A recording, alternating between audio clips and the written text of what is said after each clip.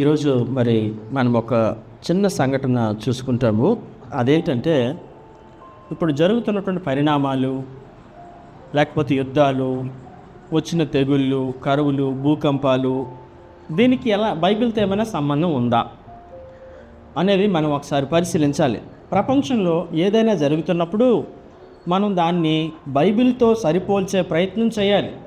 అప్పుడు మనము దేవుడిని మరింత బాగా అర్థం చేసుకోవడానికి, దేవుని వాక్యాన్ని మరింత లోతుగా అధ్యయనం చేయడానికి, అర్థం చేసుకోవడానికి అవకాశం ఉంటుంది. దీనికి బైబిల్ రిలేటెడ్గా ఏమైనా ఉందా, దేవుడు ముందుగా ఏదైనా చెప్పాడా అనేటువంటి విషయాల్ని మనం తెలుసుకోవాలి.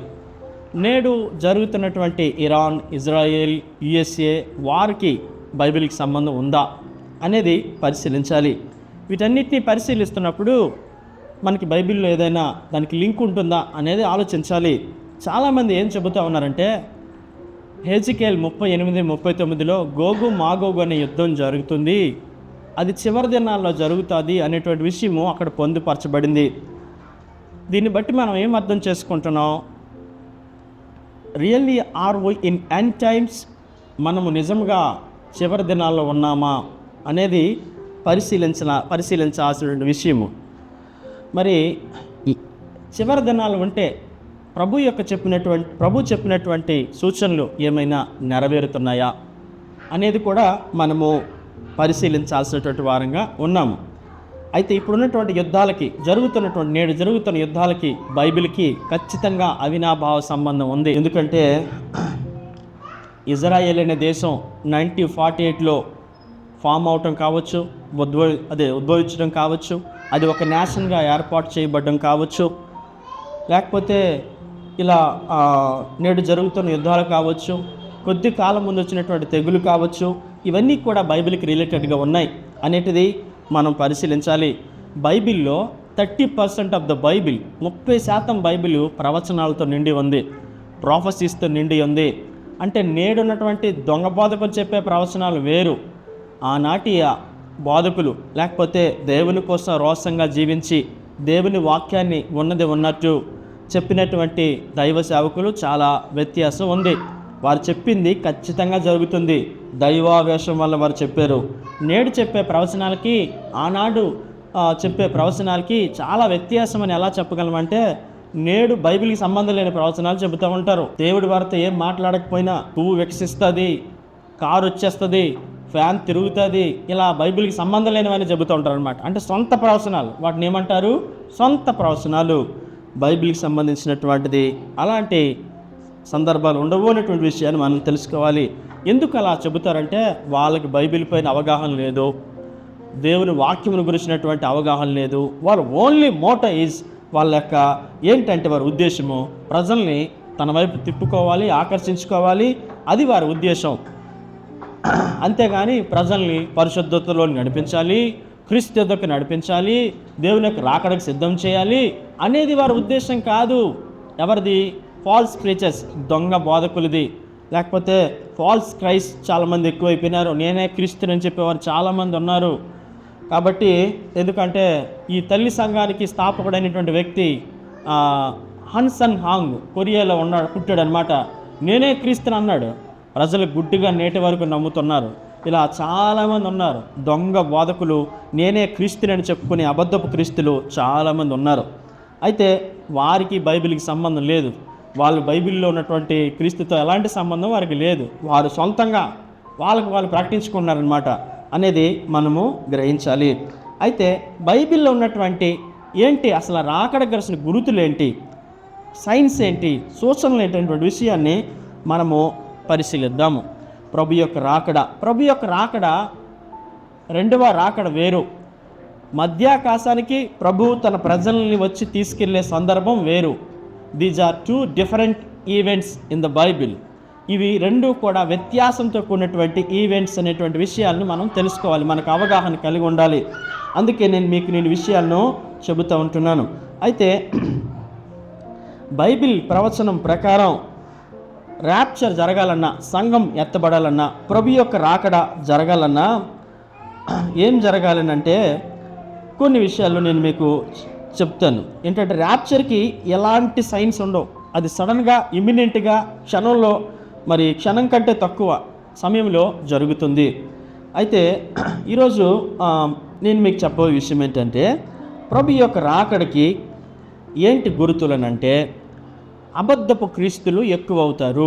మత్తయి సువార్త 24 అధ్యాయము 4-5 వచనాలు రాయబడింది. ఏంటనంటే అబద్ధపు క్రీస్తులు ఏమవుతారు? ఎక్కువ అవుతారు అని రాయబడుతూ వచ్చింది. ఒకసారి నేను చదువుతుంటాను. మత్తయి సువార్త 24 అధ్యాయం. నేను త్వరగా ముగించే ప్రయత్నం చేస్తాను.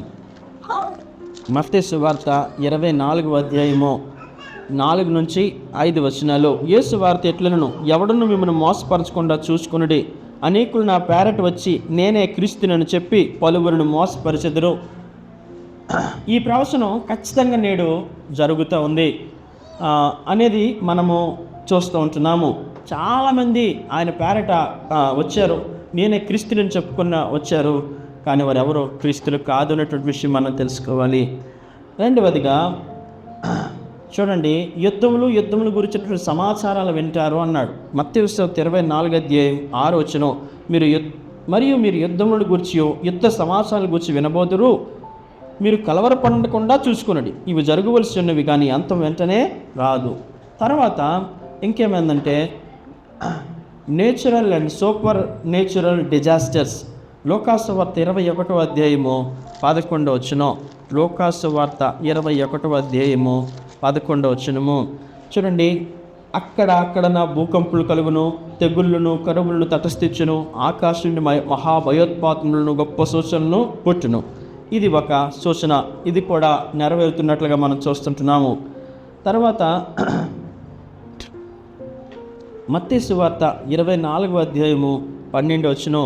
మత్తయి సువార్త 24 అధ్యాయము 12 వచనం ఏంటంటే, అక్రమం విస్తరించుట చేత అనేకులు ప్రేమ చల్లారును.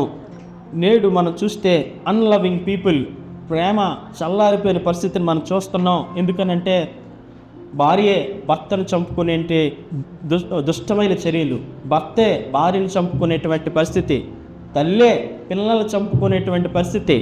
అంటే ఎవరి కోసమో, ఆ ప్రియుడి కోసమో, లోకం కోసమో, ఇలాంటి లేకపోతే క్షణిక ఆనందాల కోసమో చంపుకునే పరిస్థితి మనం చూస్తున్నాం.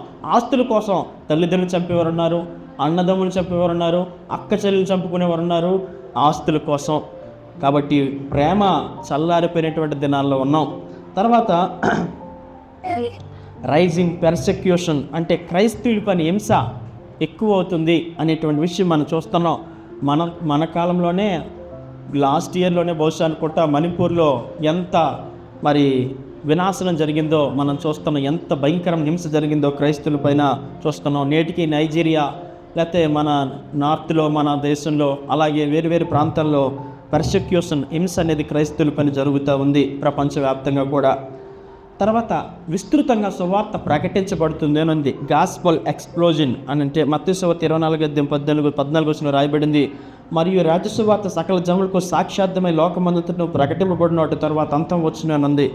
కాబట్టి మనము గమనించాల్సినటువంటి విషయం ఏంటంటే, మరి సువార్త విస్తృతంగా ప్రకటించబడుతుంది. ఎందుకంటే బైబిల్ మరి అఫీషియల్గా 795 భాషల్లో ప్రపంచంలో అవైలబుల్గా ఉంది. 795 భాషల్లో మరే పుస్తకం ఇన్ని భాషల్లో అవైలబుల్గా లేదు అనేటువంటి విషయం మనం తెలుసుకుని వరను. తర్వాత న్యూ టెస్టమెంట్, క్రొత్త నిబంధన 1820 భాషల్లో మరి అవైలబుల్గా ఉంది, ప్రపంచంలో దొరుకుతూ ఉంది, మనకు లభిస్తూ ఉంది. ఆఖరికి మన తెలుగు భాషలో కూడా మనకు బైబిల్ లభిస్తూ ఉంది. తర్వాత అంటే కొన్ని అధ్యాయాలు, కొన్ని చాప్టర్స్, కొన్ని బుక్స్ ప్రత్యేకంగా బైబిల్లో ఒకవేళ ప్రింట్ చేపిస్తే అనేకమైన లాంగ్వేజ్లో ప్రింట్ చేయించారంట. 4000 లాంగ్వేజెస్లో 4000 భాషల్లో బైబిల్లో కొన్ని అధ్యాయాలు, కొన్ని పోర్షన్స్, మరి చాప్టర్స్ మరి ముద్రించడం జరిగింది. కాబట్టి మనకి ఏం అర్థమవుతుందంటే సువార్త విస్తృతంగా ప్రకటించబడింది కూడా. కాబట్టి ఇంకా మనం చూస్తే చూడండి, ద ట్రంపెట్ కాల్ అంటే బూర శబ్దం మనం వినాల్సినటువంటి వారంగా ఉన్నాం. బూర శబ్దం అంటే ప్రభు యొక్క మధ్యాకాశానికి వచ్చినప్పుడు కడబూర శబ్దం మరి వస్తుంది. మనం అందరం కూడా మరి ఎత్తబడాలనేటువంటి విషయము మనము గమనించాలి. లోకాసు వార్త 21 అధ్యాయము 29వ వచనం నుంచి చదువుతాను. లూకా సువార్త 21వ అధ్యాయము 29వ వచనం నుంచి. మరియు ఆయన వారికి ఉపమానం చెప్పాను. అంజూరపు వృక్షమును సమస్త వృక్షములను చూడుడి, అవి చిగురించుట చూచి వసంతకాలం అప్పుడే సమీపమైన మీ అంతట మీరే తెలుసుకుందరు కదా. అటువలే మీరు సంగతులు జరుగుట చూసినప్పుడు దేవుని రాజ్యము సమీపమైనని తెలుసుకొనుడి. ఈ సంగతులు జరిగినప్పుడు దేవుని రాజ్యము ఎక్కడుందన్నాడు? సమీపంగా ఉందని తెలుసుకొని అన్నాడు. అంటే మనకి దేవుడు ముందుగా మనల్ని ప్రేమించి సంకేతాలు ఇస్తున్నాడు. ఏంటంటే, మీరందరూ ప్రిపేర్గా ఉండండి, నేను వస్తున్నాను, the Lord is coming soon, Jesus is coming soon, are you ready? కాబట్టి దేవుని యొక్క రాకడలో లేకపోతే మధ్యాకాశానికి సంఘాన్ని తీసుకువెళ్ళటానికి ఆయన వచ్చినప్పుడు మనం సిద్ధమేనా అనేటువంటి విషయాన్ని మనం గమనించాలి. చాలామంది ఏం చెబుతారంటే, ఆ గడి అయినను, ఆ సమయమైనను, ఆ దినమైనను ఎవరికి తెలియదు అన్నారు. నాకు తెలీదు, మీకు తెలీదు, కానీ ఆయన రావటానికి ముందు ఖచ్చితమైనటువంటి సూచనలు చెప్పాడు. మరి ఈ యొక్క సైన్స్ ఏవైతే చెప్పాడో అవి నెరవేరుతున్నప్పుడు నా రాకడ సమీపంగా ఉందని మాత్రం ఏం చెప్పాడు? ఆయన తెలుసుకొని అన్నాడు. అంటే ఈ రోజైనా రావచ్చు, రేపైనా రావచ్చు, ఎప్పుడైనా రావచ్చు, ఆయన ఎనీ టైం రావచ్చు అనేటువంటి విషయం మనం తెలుసుకొని వలను. కానీ ఆ గడియ, ఆ సమయము నేను చెప్పలేకపోవచ్చు, ఇంకెవరు కూడా చెప్పలేకపోవచ్చు, పరలోకపు తండ్రికే తెలుసని ఉంది. కాబట్టి ఖచ్చితంగా మాత్రం మనం అర్థం చేసుకోవాల్సింది ఏంటంటే, ఆయన రాకడ మాత్రం ఎక్కడుంది? సమీపంగా ఉంది అనేటువంటి విషయాన్ని మనం గమనించాలి. ఎందుకంటే అన్నిటికంటే ప్రామినెంట్ ప్రవచనం అంజూరపు చెట్టు లేదా అంజూరపు పండు దేనికి సాదృశ్యం, సింబాలిక్గా బైబిల్లో ఉపయోగించారంటే, ఇజ్రాయెల్ దేశం గురించి మాట్లాడేటప్పుడు అంజూరపు చెట్టు, అంజూరపు పండు అని చెప్పేవారు అనమాట. మీరు ఓషియాలోనో లేకపోతే ఇంకా కొన్ని బుక్స్లో ఇర్మియాలోనో చూడగలుగుతారు. అయితే మీకు నేను ఎందుకు ఇప్పుడు ఈ విషయం చెబుతూ ఉన్నానంటే, అంజూరపు చెట్టు చిగురించడం అంటే ప్రపంచ పట్టణంలో దాదాపుగా 1900 సంవత్సరాలు ప్రపంచ పట్టణంలో లేనటువంటి ఇజ్రాయేలు 1948 మే 14న మరి ఉద్భవించడం జరిగింది. ఒక నేషన్గా ఏర్పాటు చేయడం, ఒక దేశంగా అది ఏర్పాటు చేయబడడం జరిగింది. ఆనాటి నుంచి ఈనాటి వరకు ఇజ్రాయెల్ దేశం అంత సులువుగా ఏమీ రాలేదు. ఎన్నో యుద్ధాలు. ఆ రోజు నుంచి ఈ రోజు వరకు ఆ దేశాన్ని నాశనం చేయాలని, లేకపోతే ఆ దేశాన్ని ఏమంటారు, వేళ్లతో సహా, కూకట వేళ్లతో సహా పెకలించాలని అందరూ పన్నాగంతో, సాంకేతికంతో, రకరకాల ఆలోచనలతో ముందుకు వచ్చిన ఈనాటి వరకు అది సాధ్యం కాలేదు. బహుశా సాధ్యం కాదు. ఎందుకంటే వారితో ఉన్నటువంటి దేవుడు ఎవరు చెప్పండి? ఎవరు? భూమి ఆకాశములకు సృష్టికర్త ఉన్నటువంటి ప్రభు. అయితే ఇజ్రాయేలీలందరికీ ఈరోజు అందరికీ రక్షణ లేదు. కొంతమంది వారు తెలుసుకున్నారేమో, కానీ చాలామందికి ఇంకా మెస్సియా వస్తాడనే అపోహలు ఉన్నారు. ఎవరు? ఇశ్రాయేలీలు. అయితే ఇదంతా మనం తెలుసుకోవాల్సిన అవసరం ఏంటి సార్ అంటే, మనం ఉన్నది ఈ ప్రపంచంలోనే కదా. ఈ ప్రపంచంలో జరుగుతున్న సంగతులు మనం తెలుసుకోవాలి కదా. మనం ఎలాంటి సంగతులు తెలుసుకుంటామో తెలుసా? ఏం కూర వండాలి, ఎలాంటి చీర వేయాలి, ఎలాంటి మ్యాచింగ్ వేయాలి, ఎలాంటి జీన్స్ ప్యాంట్ వేయాలి, ఇంటిని ఎలా అలంకరించాలి, లేకపోతే పెళ్ళికి ఎలా అలంకరించాలి, ఎంత ఖర్చు పెట్టాలి, ఏం చేయాలి, ఎలాంటి స్పోర్ట్స్ బైక్ కొనాలి, ఇలాంటి ఆలోచనలతో మనం సతమతం అవుతున్నాం. ఎలాంటి కారు కొనాలి, ఇవన్నీ ఉండొచ్చు. కానీ విషయం ప్రాముఖ్యమైనది, మన జీవితానికి అవసరమైనది మనం ముఖ్యంగా తెలుసుకోవాలి. చూడండి, ముఖ్యంగా మనం ప్రాముఖ్యంగా తెలుసుకోవాల్సిన విషయాలు, ఆత్మ సంబంధమైన విషయాలు, నేటి ప్రపంచానికి జరుగుతున్నటువంటి సందర్భాలు బైబిల్కి ఏమైనా లింక్ ఉందా? మరి ప్రభు రాకడికి ఏమైనా సమీపంగా మనం ఉన్నామా? మనలో ఇంకేమైనా బలహీనతలు ఉన్నాయా? మనం సరిదిద్దుకోవలసిన అవసరతలు మన జీవితంలో ఉన్నాయా అనేది మనం తెలుసుకోవాలి. నేను గతంలో మీకు ముందు చెప్పినటువంటి మెసేజ్లో, ఒక వ్యక్తి క్యాన్సర్తో చచ్చిపోయినా ప్రమాదం లేదు, పేదరికంలో చచ్చిపోయినా ప్రమాదం లేదు, ఇల్లు లేకుండా చచ్చిపోయినా ప్రమాదం లేదు, పెళ్ళి లేకుండా చచ్చిపోయినా ప్రమాదం లేదు, కానీ ప్రభువు లేకుండా చచ్చిపోతేనే ప్రమాదం. ప్రభువు లేకుండా చచ్చిపోతేనే ప్రమాదం. ఈ లోకంలో నీ ఆశలన్నీ నెరవేరకపోవచ్చు. ఈ లోకపరంగా, భౌతిక పరంగా నీకు కొన్ని ఆశలు ఉండి ఉండొచ్చు. ఆశలు వేరు, దురాశలు వేరు. ఆశ ఉండటం మంచిదే. దేవుడు ఆశ గల ప్రాణాన్ని తృప్తిపరుస్తాడు, కానీ దురాశలు నెరవేర్చడు. జాగ్రత్త. కాబట్టి దురాశతో వెళ్ళే వారికి నేడు దురాశ సంబంధమైన బోధకులు తయారయ్యారు. వాళ్ళకి దేవుడికి సంబంధం లేదు. వాళ్ళు కేవలం బైబిల్లో ఉన్న దేవుడిని చూపిస్తారే తప్ప, అంటే సైతానికి కూడా వాక్యం తెలుసు కదా. దేవుడి తర్వాత అత్యంత బాగా వాక్యం తెలిసినోడు సైతానే. సైతాను కూడా వాక్యం చూపించి మోసం చేయగలడు. నేరుగా ప్రభు భూమి మీదకి వస్తే ప్రభుకే వాక్యం చూపించి మభ్యపెట్టాలని లోపరుచుకోవాలని ప్రయత్నం చేశాడు. మనమెంత శోధిస్తాడు. కాబట్టి దుర్బోధకులు నేడు దేవుని వాక్యాన్ని తమకిష్టానికి అనుకూలంగా డబ్బు సంపాదనకు ఒక మార్గంగా కనిపెట్టారు. మనం మోసపోవద్దు. కాబట్టి ఈరోజు మన క్షేమం కోరేవాడు ప్రభు తప్ప ఇంకెవరూ లేరు. నిజమైనటువంటి సేవకుడు బైబిల్ ఉన్న సత్యాన్ని ఖచ్చితంగా చెప్తాడు, పాపాన్ని ఖండిస్తాడు. అతడు దేవుని చేత ఏర్పరచబడినవాడైతే, మన యోగక్షేమాలు ఆలోచించేవాడైతే, మన కోసం ప్రార్థిస్తాడు, సత్యాన్ని చెప్తాడు, ప్రభు రాకడకు సిద్ధపరుస్తాడు, పరిశుద్ధ మార్గంలో నడిపిస్తాడు, మన కొరకు భారం కలిగి ఉంటాడు అనేటువంటి విషయాన్ని తెలుసుకోవాలి. ఏ దుర్బోధకుడైతే వాడు లోక సంబంధమైన ఆశీర్వాదాలు, లోక సంబంధమైనటువంటి దీవెనలు నీకు ప్రాప్తిస్తాయి అని మభ్యపెడుతున్నాడో, ఖచ్చితంగా వాడు ఆత్మ సంబంధమైన విషయాలు చెప్పకుండా, పాపాన్ని ఖండించకుండా కేవలం లోక సంబంధమైన దీవెనల్ని ప్రకటిస్తే మాత్రం వాడు ప్రాస్పరిటీ గాస్పల్ చెబుతున్నాడు, బైబిల్లో లేని సువార్తను చెబుతున్నాడు, అనే క్రైస్ట్లెస్ గాస్పల్ చెబుతున్నాడు అనేటువంటి విషయాన్ని మనం తెలుసుకోవాలి. ఎందుకంటే నేడు దుర్బోధకులు ఎక్కువైపోయారు. మనకు వాక్యం అర్థం కావట్లేదు, ఎందుకంటే మనం వాక్యం చదవట్లేదు. మనం వాక్యం చదవకపోవడమే సాతానుడికి, వాడి అనుచరులకి బలం.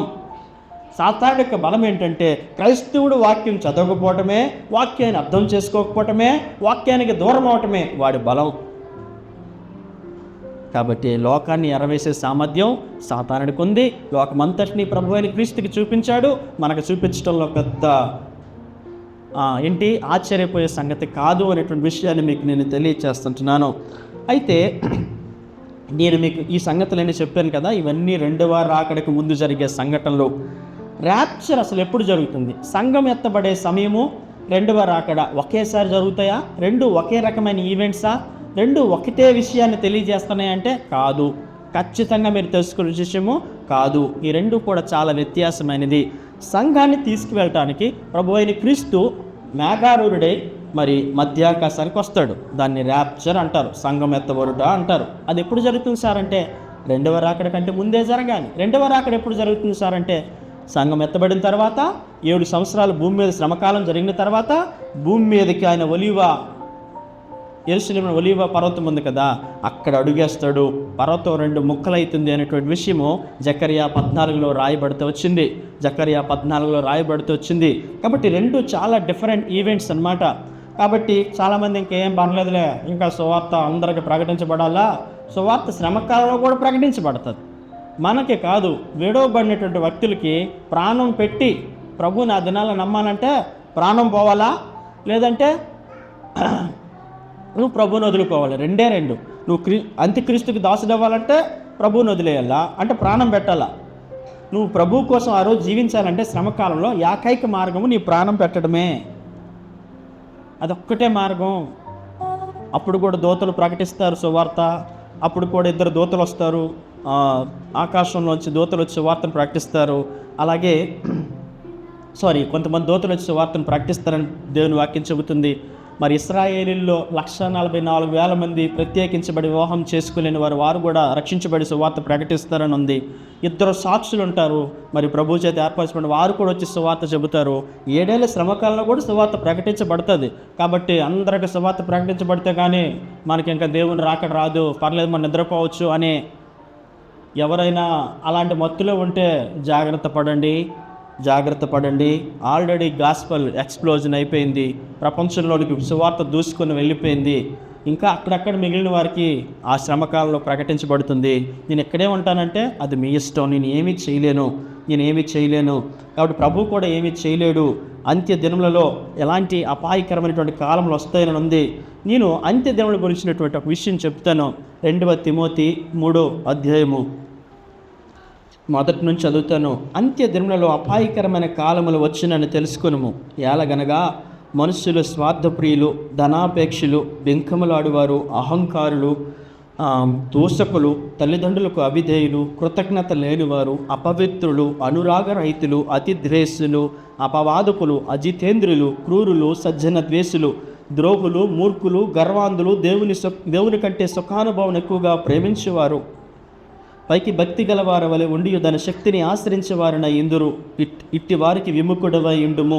కాబట్టి చివరి దినాల్లో ప్రాముఖ్యమైన సూచన కూడా మనం చూస్తూ వచ్చాం. ఎలాంటిదంటే మనుషులు ఎలా అయిపోతారంటే స్వార్థప్రియులు అయిపోతారు, ధనాపేక్షలు, అహంకారులు, దోషకులు, అనురాగ రహితులు, క్రూరులు, ద్రోహులు, మూర్ఖులు, గర్వాంతులు, దేవుని కంటే సుఖాన్ని ఎక్కువగా ప్రేమించేవారు అయిపోతారు.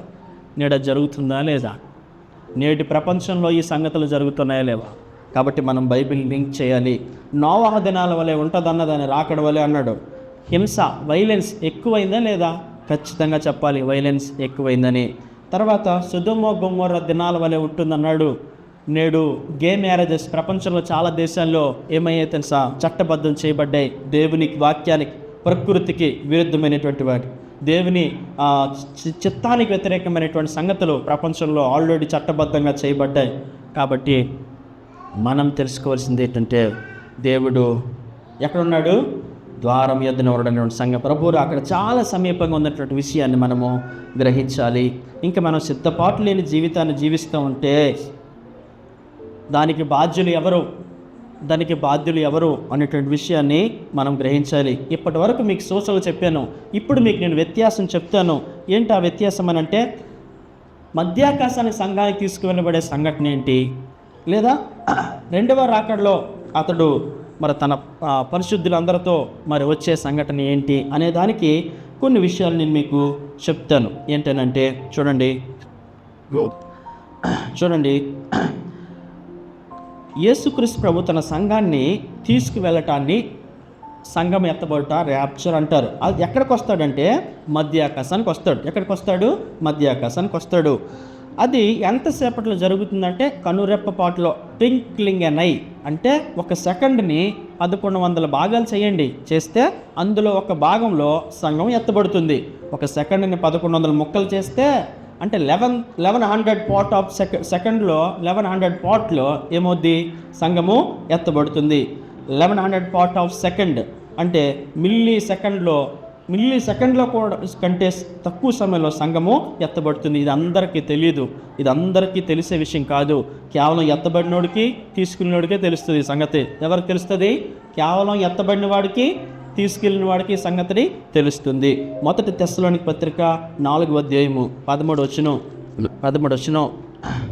చదువుతాను. మీరు 13 నుంచి 18 వచనాల తర్వాత చదువుకోండి. ఇప్పుడు నేను చదివేస్తాను. సహోదరులారా, నిరీక్షణ లేని ఇతరుల వల్ల మీరు దుఃఖపడకుండా నిమిత్తము నిద్రించిన వారిని గురించి మీకు తెలియకుండా మాకు ఇష్టం లేదు. యేసు మృతి పొంది తిరిగి లేచిరేమని నమ్మిన యెడల అదే ప్రకారం యేసునందు నిద్రించిన వారిని దేవుడు ఆయనతో కూడా వెంటబెట్టుకుని వచ్చును. మేము ప్రభు మాటను బట్టి మీతో చెప్పినదేమనగా, మేము ప్రభు రాకడ వరకు సజ్జులుగా నిలిచిన మనం నిద్రించిన వారి కంటే ముందుగా ఆయన సన్నిధి చేరము. ఆర్భాటంతోనూ ప్రధాన శబ్దంతోనూ దేవుని బోరతోనూ పరలోకం నుండి ప్రభు దిగి వచ్చును. క్రీస్తునందుండి మృతులైన వారు మొదట లేతురు. ఆ మీదటి సజీవులమై నిలిచిండి మనం వారితో కూడా ఏకంగా ప్రభుని ఎదుర్కొన్నట్టుకు ఆకాశ మండలంలో ఒక మేఘముల మీద కొనుకోబడదుము. కాగా మనం సదాకాలము ప్రభువుతో కూడా ఉందుము. చూడండి, దీన్ని ర్యాప్చర్ అంటారు. దీన్ని ఏమంటారు? మధ్యాకాశానికి వస్తాడు. ఎక్కడికి వస్తాడు ర్యాప్చర్లో? చెప్పండి, ఎక్కడికి వస్తాడు? మధ్యాకాశానికి వస్తాడు. మధ్యాకాశానికి ఆయన ఎలా వస్తాడని ఉంది చూడండి. ఆర్భాటంతోనూ ప్రధాన దూత శబ్దంతోనూ దేవుని బోరుతోనూ పరలోకం నుండి ప్రభు దిగి వచ్చును. క్రీస్తు నుండి మృతులైన వారు మొదట లేతురు. ఆ తర్వాత ఎవరు లేస్తారు? సజీవులమని మనం లేపడతాం. బైబిల్లో ఇంతవరకు ఎవరికైనా ర్యాప్చర్ జరిగిందా? ఇంతవరకు నేరుగా మరణం చూడకుండా ఎవరైనా ఎత్తబడ్డారు. ఎవరు ఎత్తబడ్డారు చెప్పండి? మొట్టమొదటిగా తెలుసా ఎవరు ఎత్తబడ్డారు? హానోకు మరణము చూడలేదు. హానోకు మరణం చూడకుండా ఏమయ్యాడు? కొనుక్కోబడ్డాడు. తర్వాత ఏలియా అనే భక్తుడు అగ్నిరథములు గుర్రములు పంపించబడి ఏమయ్యాడు? ఎక్కడికి ఎత్తబడ్డాడు చెప్పండి? ఎక్కడికి? మా పరలోకానికి ఎత్తబడ్డాడు. అయితే ఇది ర్యాప్చర్ అనమాట. అంటే మరణం చూడకుండా కొనుక్కోబడతా వచ్చారనమాట. అయితే సరిగ్గా మన దినాల్లో సంఘానికి జరగబోయే సంఘటన కూడా ఏంటంటే, మనమంతా కూడా ఎత్తబడతాం. ఎలా ఎత్తబడతాము?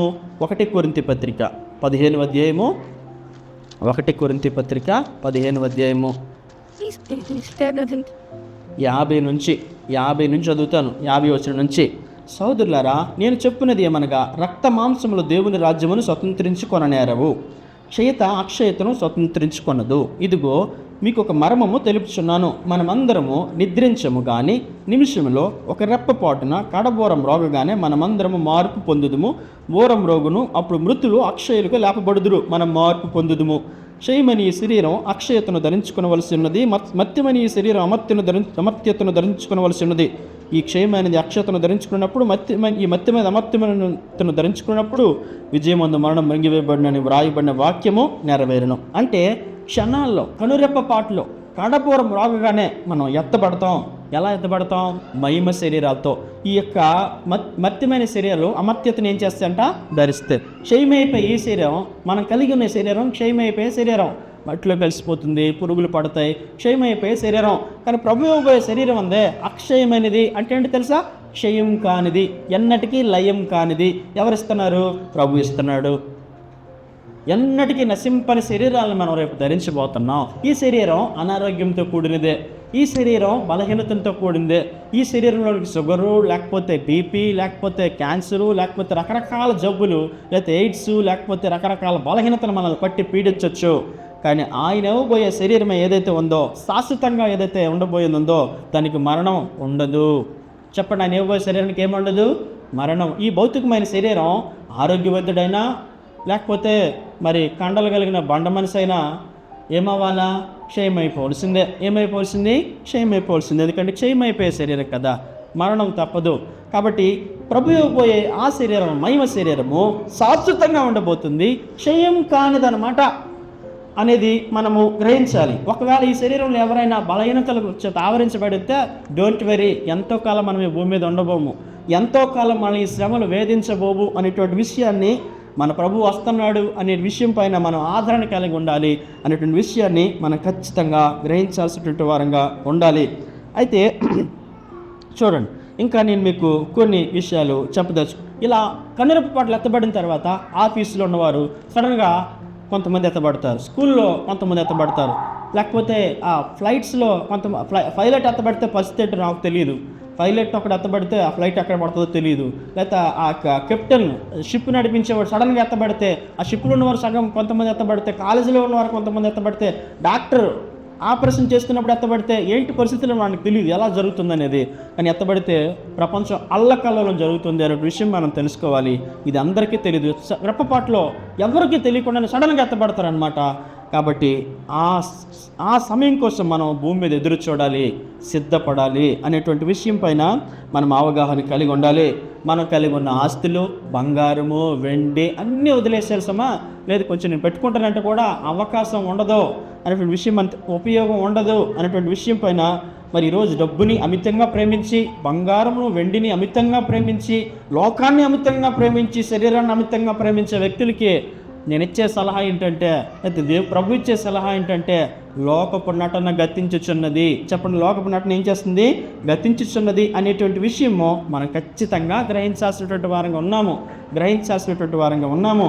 కాబట్టి ఈ లోకము త్వరగా దేవుని యొక్క రాకడకు సిద్ధపడుతున్నటువంటి విషయము, మరి ఈ యొక్క సృష్టి కూడా సిద్ధపడుతున్న విషయము మనం తెలుసుకోవాలి.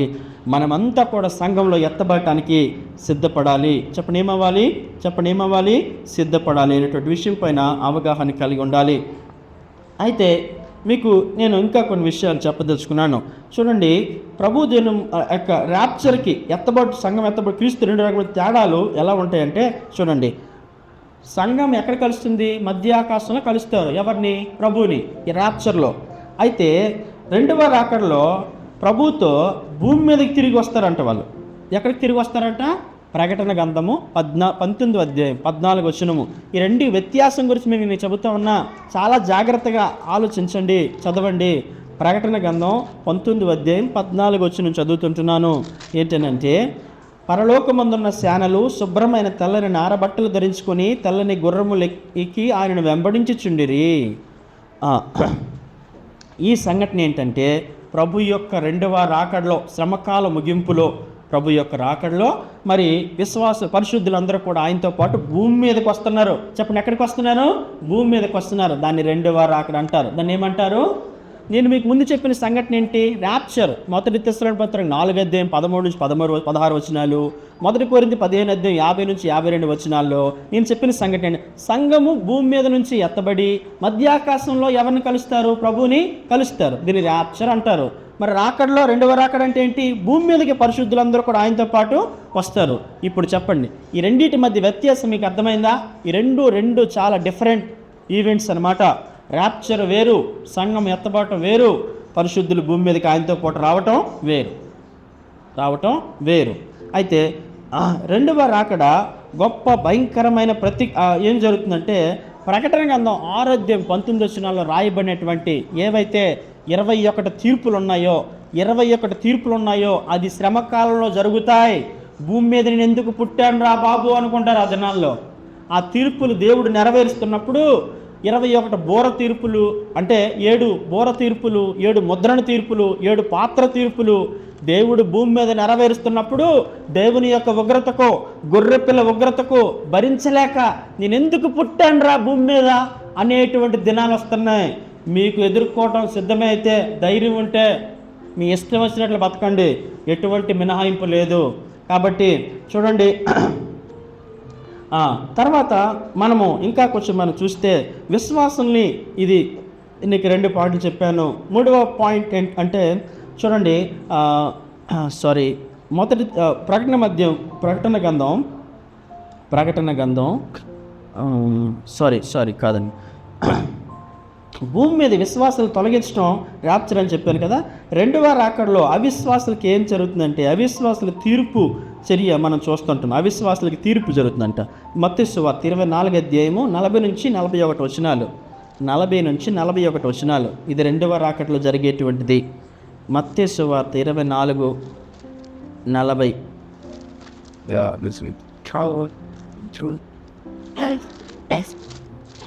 మత్తయి సువార్త 24 అధ్యాయం 40 వచ్చి చూడండి. ఆ కాలం 2 పొలంలో ఉందరు, ఒకడు తీసుకొని పోబడును, ఒకడు విడిచిపెట్టబడును. 2 స్త్రీలు తిరగేసిందరు, ఒకడు తీసుకోబడబడును, ఒకడు విడిచిపెట్టబడును. సరే, ఇది రెండవ రాకడలో అవిశ్వాసులకు తీర్పులో జరిగే చర్య అనమాట. రెండవ రాకడలో అవిశ్వాసులకు జరిగే తీర్పులో చర్య అనమాట. 4వది ఏంటంటే ప్రభుదినం, అంటే ర్యాప్చర్ అనేది రహస్యంగా ఉంటుంది, తక్షణంలో జరుగుతుంది, క్షణాల్లో కంటే కూడా తక్కువ అని చెప్పాను కదా. ఇది మొదటి కొరింథీ 15:50-51 వచ్చిన మీరు చదివి మీకు తెలియజేశాను. రెండవ రాకడ అందరికీ కనిపిస్తుంది. రెండవ రాకడికి ఏం చెప్పండి? మధ్యాకాశానికి వచ్చేది అందరికీ కనిపించదు. ఎత్తబడినోడికి ఎవరికి తెలుస్తుంది? తీసుకెళ్ళినోడు తెలుస్తుంది. రెండవ రాకడ అందరికీ తెలుస్తుంది, ఖచ్చితంగా తెలుస్తుంది. ప్రకటన గ్రంథం 1 అధ్యాయం 7 వచనం. ప్రకటన 1 అధ్యాయం 7 వచనం. ఆయన మేఘారూఢుడే వచ్చుచున్నాడు, ప్రతి నేత్రం ఆయన చూచును, ఆయన పొడిచిన వారిని చూచెదరు, భూజనులందరూ ఆయన చూచి రొమ్ము కొట్టుకుందరు. అవును, ఆమేన్. అందరూ చూస్తారు రెండవ రాకడ. చెప్పండి, ఎన్నో రాకడ? రెండవ రాకడకి అందరికీ కనిపించే చర్య. కానీ ర్యాప్చర్ అనేది రహస్యమైనది, మర్మంతో కూడినది, తక్షణం జరిగే చర్య. తర్వాత కొన్ని సంఘటనలు అంతిమ సమయంలో, ఈ చివరి దినాల్లో కొన్ని సంఘటనలు జరగకుండా రెండవ రాకడ జరగదు. అదేంటంటే అందులో ప్రామినెంట్ విషయం మీకు చెప్తాను. 2వ తెస్సలోనికీ పత్రిక 2వ అధ్యాయం 4 వచనం. 2వ తెస్సలోనికీ పత్రిక 2వ అధ్యాయం 4 వచనం.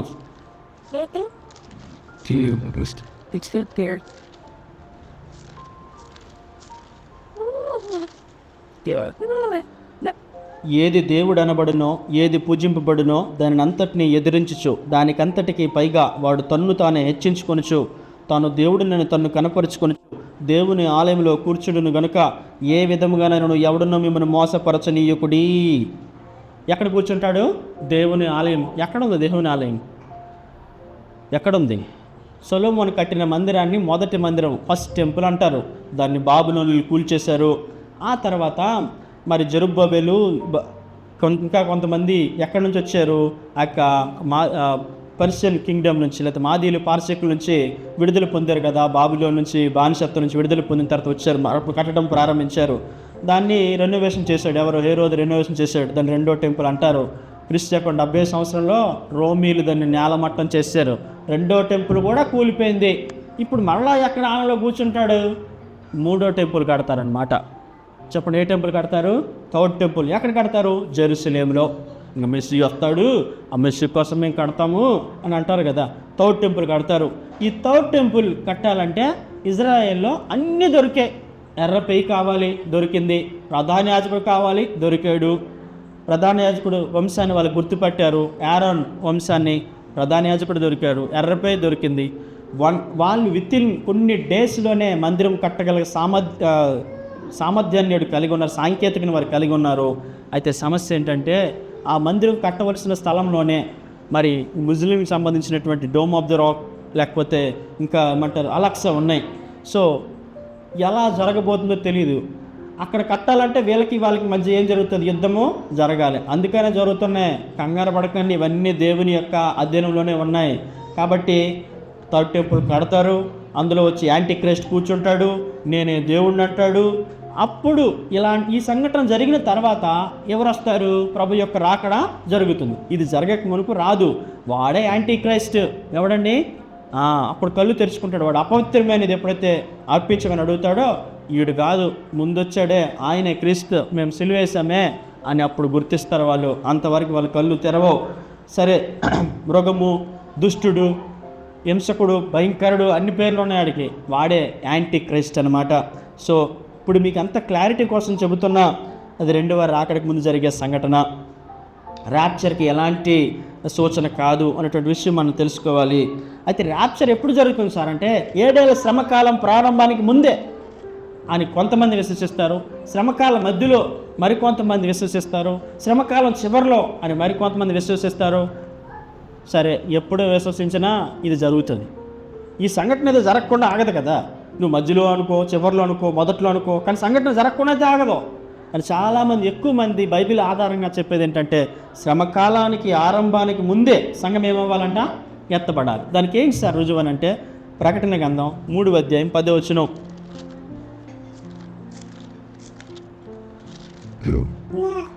నీవు నా ఓర్పు విషయమైన వాక్యముని గైకొంటివి గనుక భూనివాసాలను శోధించుటకు లోకమంతటి మీదకి రాబో శోధన కాలంలో నేను నిన్ను కాపాడెదను.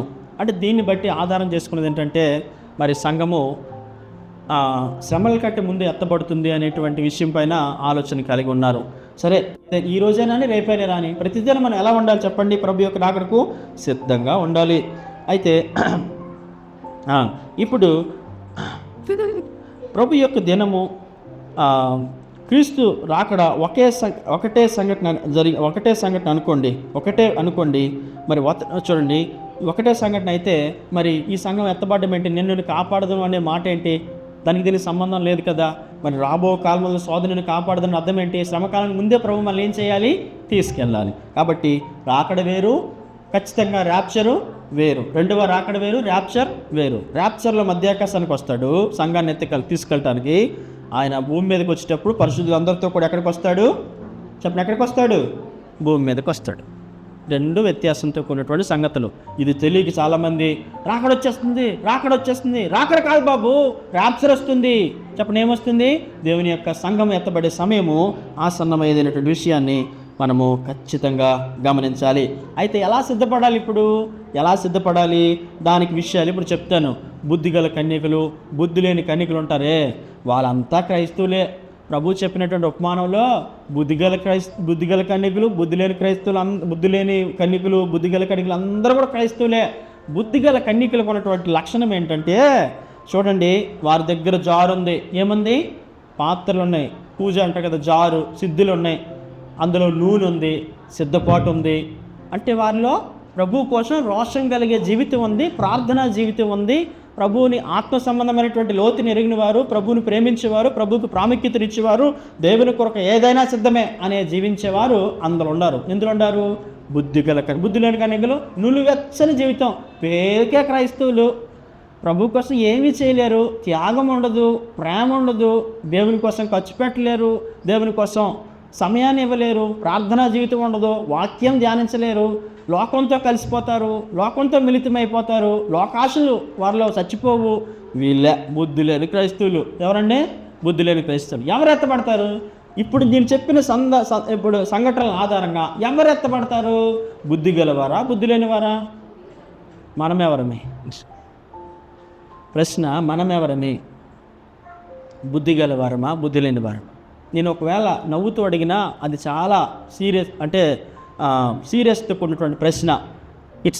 అది జోక్ కాదు కదా. కాబట్టి మనం తెలుసుకోవాల్సింది, మనం అసలు పరీక్షించుకున్నాం. ప్రభు ఇప్పుడు వస్తే ఎత్తబట్టడానికి కావాల్సిన సిద్ధపాటు నాలో ఉందా, అంత విశ్వాసం నాలో ఉందా, లేకపోతే నాది వేషధారణతో కూడిన భక్తేనా, లేకపోతే నులువెచ్చలతో కూడిన భక్తేనా, నాలో వేషధారణ ఎక్కువగా ఉందా, పైకి మాత్రం భక్తి గలవాడనా, భక్తి గలదారనా అనేది మనం పరీక్షించుకోవాలి ప్రియులారా.